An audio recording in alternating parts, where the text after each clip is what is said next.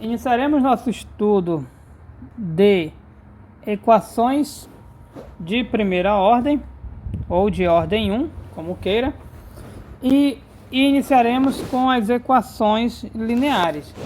Antes de falarmos sobre as equações lineares de primeira ordem, tem algo que eu devo mencionar que eu acabei não colocando direito para vocês, que foi quando a gente falou das EDLs. Guys,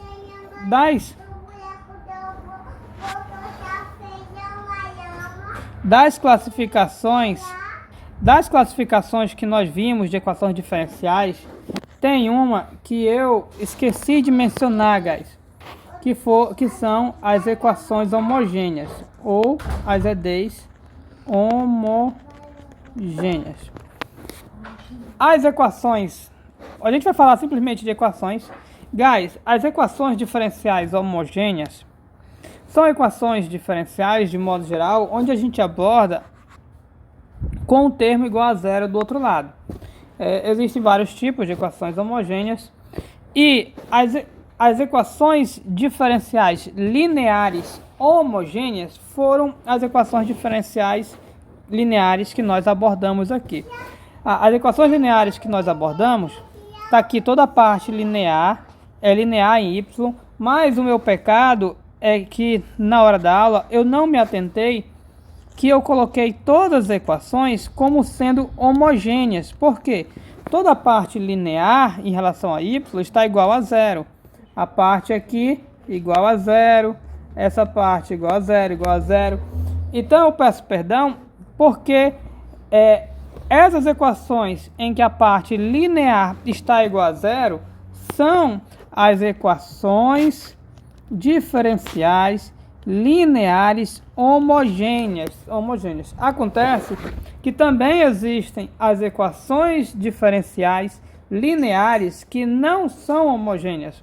E a ideia é a mesma. Você ainda tem a parte linear do lado esquerdo, ou seja, como é o lado esquerdo? São parcelas em que cada parcela é um fator que não depende da nossa variável da equação, ou seja, depende só da variável independente, e a derivada, é o fator derivada. Cada parcela tem esse comportamento, fator derivada. Mas o outro lado, ele pode ser zero, mas ele pode, no lugar de ser zero, ser uma função. Então eu vou trocar aqui.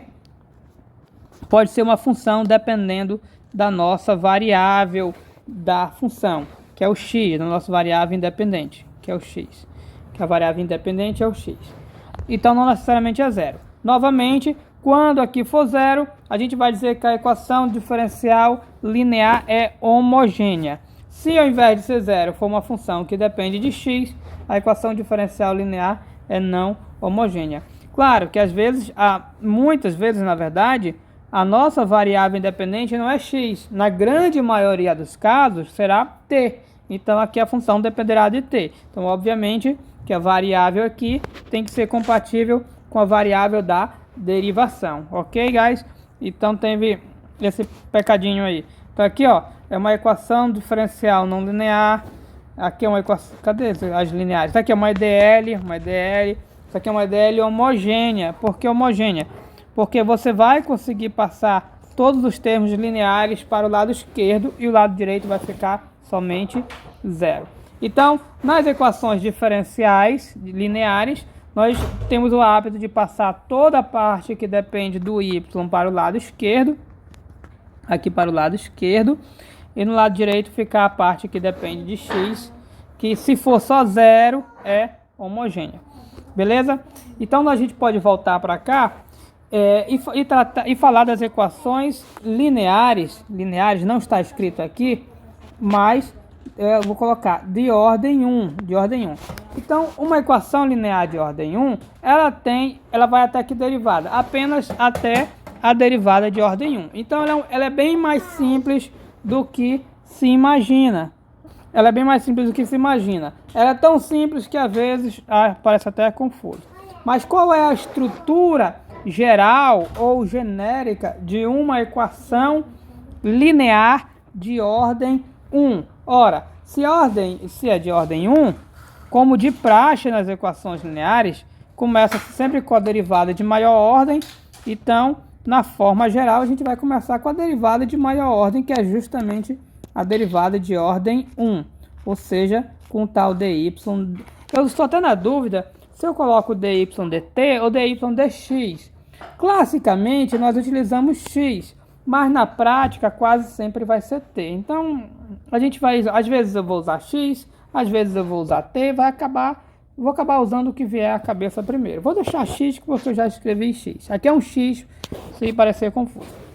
Então, equação diferencial linear, primeira ordem. Tá aqui a derivada, tem que ter o coeficientezinho aqui. Quem é o coeficiente?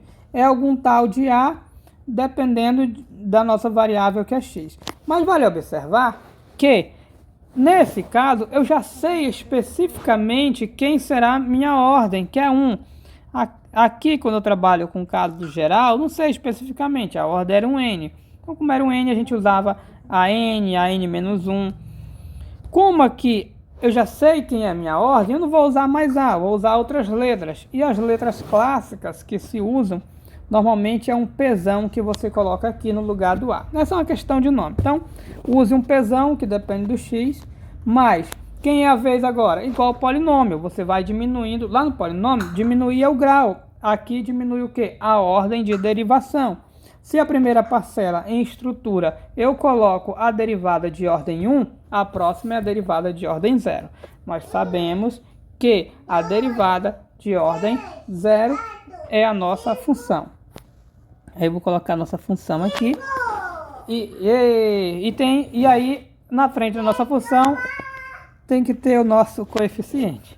E o coeficiente que depende da variável x. Então, daqui P, o próximo é o Q. Pronto, guys. Essas são as parcelas lineares para a ordem 1.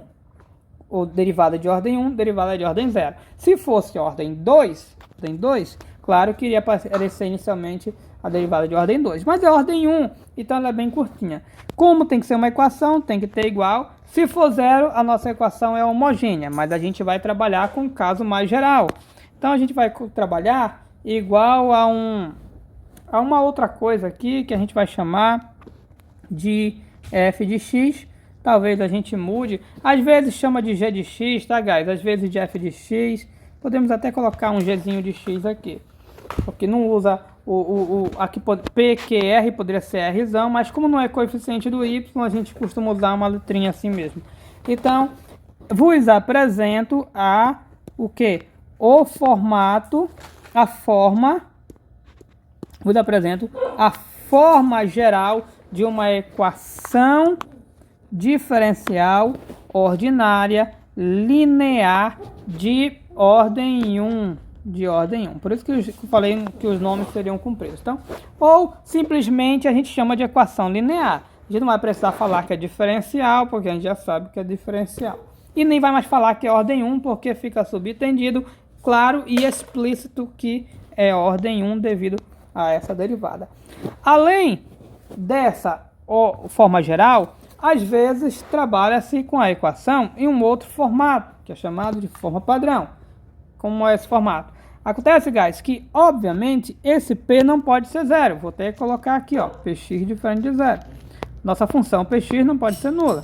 Por que não pode ser nula, professor? Porque se for 0, vai matar a ordem 1. Então nossa equação não é mais de ordem 1. Aliás, não vai ser mais nem diferencial, porque vai matar a derivada.